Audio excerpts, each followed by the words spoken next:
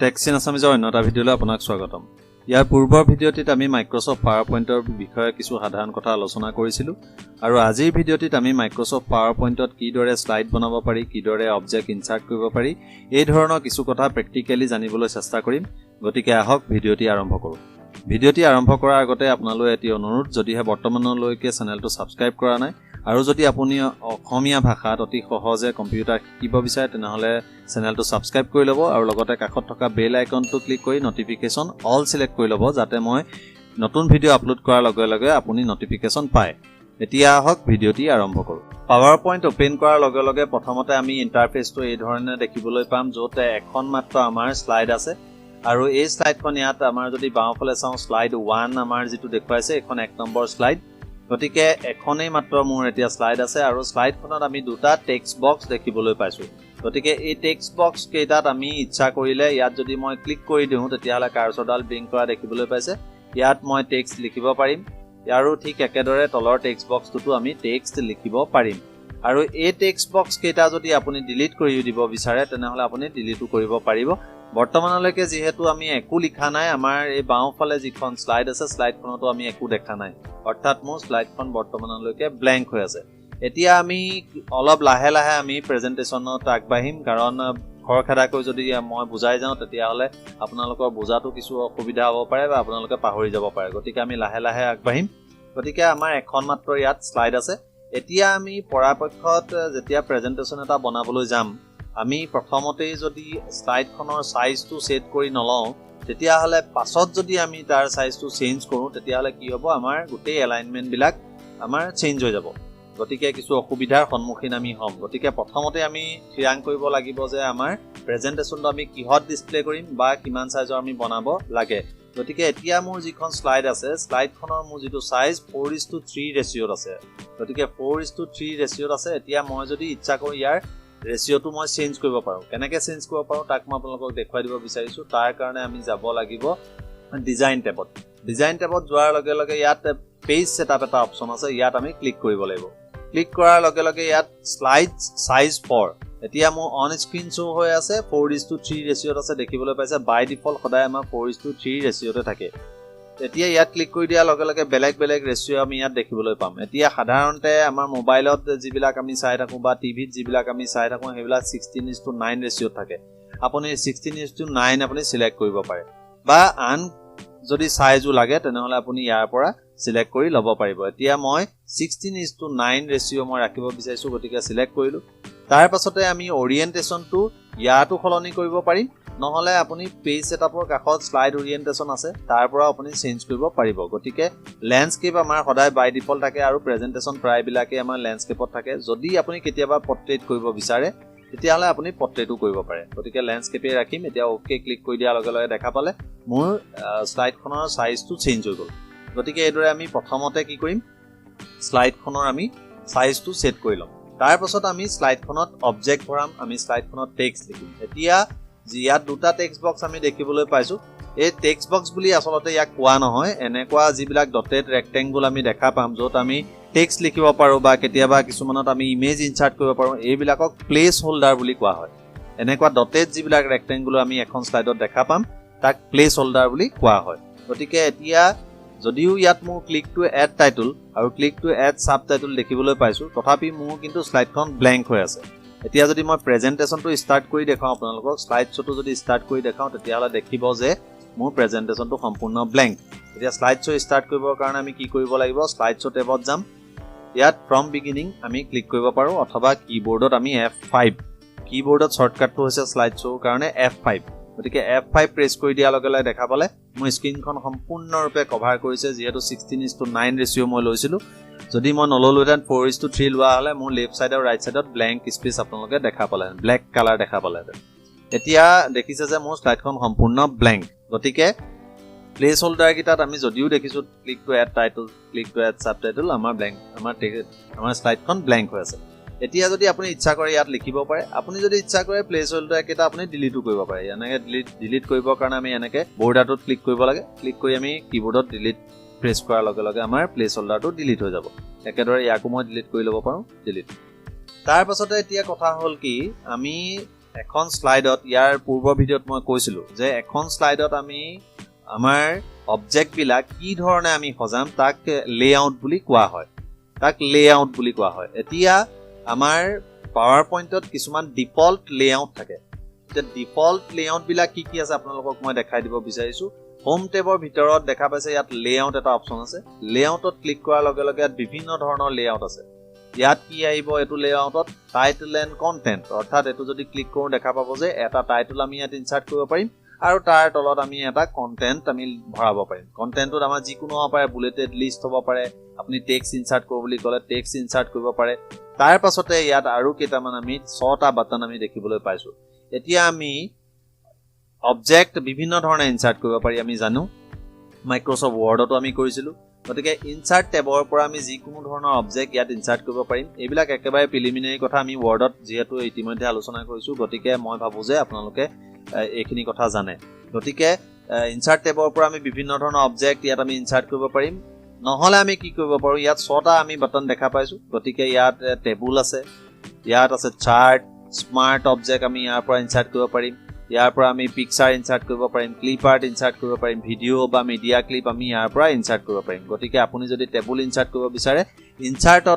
ইনসাৰ্ট টেবুললৈ নোযোৱাকৈ সিম্পলি ইয়াত ক্লিক কৰি আপুনি টেবুল ইনসাৰ্ট কৰিব পাৰিব দেখিলে ইয়াত ক্লিক কৰাৰ লগে লগে নাম্বাৰ অফ কলম নাম্বাৰ অফ ৰো বিচাৰিছে গতিকে আপুনি ইনসাৰ্ট কৰি ওকে ক্লিক কৰাৰ লগে লগে আপোনাৰ টেবুলখন আহি যাব গতিকে এইটো এটা লেআউট ঠিক একেদৰে আমি আৰু বেলেগ বেলেগ লেআউট আছে আপুনি যদি বিচাৰে যে সেকশন হেডাৰ এটো ক্লিক কৰাৰ লগে লগে এই ধৰণৰ লেআউট এটা আহিব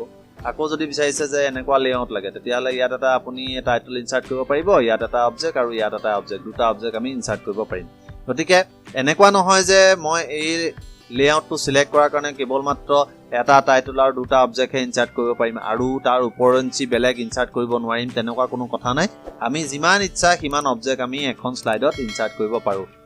কেৱল আমাৰ সহায়ৰ বাবে এই ডিফল্ট লেআউটসমূহ ইয়াত দিয়া হৈছে গতিকে ইয়াৰ পৰা আপোনাৰ ইচ্ছা অনুসৰি লেআউট সিলেক্ট কৰি ল'ব পাৰে আৰু যদি আপোনাৰ ইয়াৰ প্ৰয়োজনীয় লেআউট নাই তেনেহলে আপুনি ব্ল্যাঙ্ক সিলেক্ট কৰিব পাৰে তাৰ পিছত আপোনাৰ ইচ্ছা অনুসৰি অবজেক্ট ইয়াত আপুনি ইনসাৰ্ট কৰি যাব পাৰিব এতিয়া আমি ইনসাৰ্ট কেনেকৈ কৰিম অবজেক্ট মই দেখুৱাই দিছো ইতিমধ্যে যেহেতু মই টেক্সট বক্স কেইটা ডিলিট কৰি দিলো মই টাইপ কৰিব নোৱাৰো মই টাইপ কৰাৰ লগে লগে ইয়াত একো আখৰ টাইপ হোৱা নাই গতিকে মই টেক্সট বক্স ইনসাৰ্ট কৰিবৰ কাৰণে আমি কি কৰিব পাৰিম ইনসাৰ্ট টেবলৈ যাব পাৰো ইনসাৰ্ট টেবত যোৱাৰ লগে লগে ইয়াত দেখা পাইছে টেক্সট বক্স ইয়াত ক্লিক কৰি আমি টেক্সট বক্স ইনসাৰ্ট কৰিব পাৰিম অন্যথা আপুনি হোম টেবৰ ভিতৰতো আছে টেক্সট বক্সৰ অপচন আমি দেখা পাইছো ড্ৰয়িং গ্ৰুপৰ ভিতৰত এই টেক্সট বক্স অপচনটো আছে দেখা পাইছে ইয়াত ক্লিক কৰিও আমি টেক্সট বক্স ইয়াত আমি ইনসাৰ্ট কৰিব পাৰিম দেখিলে ইয়াত টেক্সট বক্স আহি গৈছে এতিয়া মই ধৰি ললো ইয়াত প্ৰেজেন্টেচনটা মই বনাব লাগে ধৰি ললো মই শিৱসাগৰৰ বিষয়ে কিবা এটা প্ৰেজেন্টেচন বনাব লাগে গতিকে ওয়েলকাম টু শিৱসাগৰ গতিকে মই টেক্সটটো ইয়াত ইনসাৰ্ট কৰিলো আৰু টেক্সট ফৰমেটিং মই আশা কৰিম যে আপোনালোকে মাইক্ৰসফট ৱৰ্ডৰ ভিডিঅ'সমূহ যদি চাইছে তাত আপোনালোকে টেক্সট ফৰমেটিং ভালদৰে হয়তো শিকিব পাৰিছে আৰু যদিহে বৰ্তমানলৈকে চোৱা নাই তেনেহলে ডেসক্ৰিপচনত মাইক্ৰসফট ৱৰ্ডৰ মই প্লেলিষ্টখন দি দিম আপোনালোকে তাৰ পৰা চাই ল'ব পাৰিব গতিকে মই টেক্সটটো ইনসাৰ্ট কৰিলো ইয়াৰ মই ফৰমেটিংটো অলপ চেঞ্জ কৰি লওঁ গতিকে ইয়াৰ পৰা মই এটা ডিজাইন সিলেক্ট কৰি ললো ইয়াৰ ফন্ট সাইজটো ইনক্ৰিজ কৰি ললো